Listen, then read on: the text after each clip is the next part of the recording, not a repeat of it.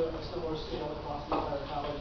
I don't think it's necessary. I do think it matters quite a bit that, that there's a kind of general social understanding that an A is really good work and a B is kind of average. But I think people have that. In fact, I mean, despite some of the disagreements I laid out, Dr. Finney and I really, what attributed very similar meaning to the various letter grades. I think that makes a big difference.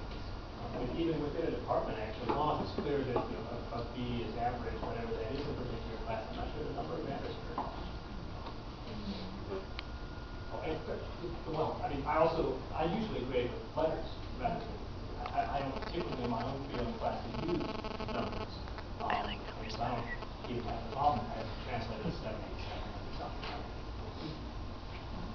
Yeah, I mean, again, I wouldn't be opposed to it, but I don't see that as really being a really big issue. I mean, I know in this building, I don't curve hardly ever. I did just give a curve recently, and it was for the exact same reason. I felt like some of the questions I asked were probably just beyond nitpicky. So that sort of thing. But there are classes where a 50 is a B here. So I think ultimately it's up to the.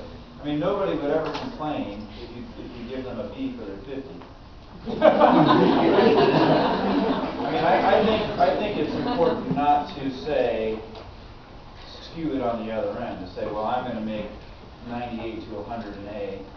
That would be rather absurd, but anyway. I mean, I think there should be some general consensus, but I don't see everybody's probably asking, what class can we get a B? All right, we have about 10 minutes or so. Are there questions that you might have either for one of our panelists in particular, for Dr. Finney, or that you would like to hear some general comment on? Are there questions?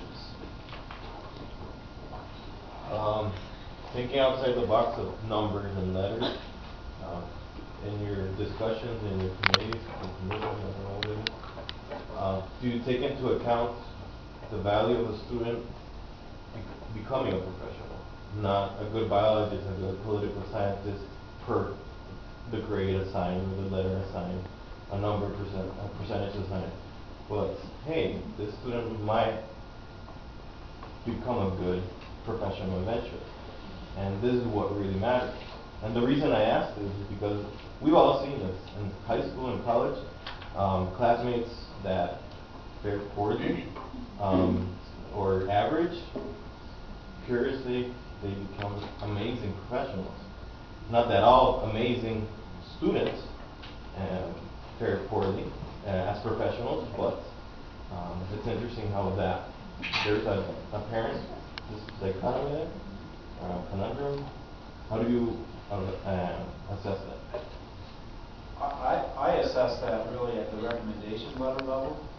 I think a grade is a grade. Like I had a student actually graduated last year who never performed particularly well in my class, but I saw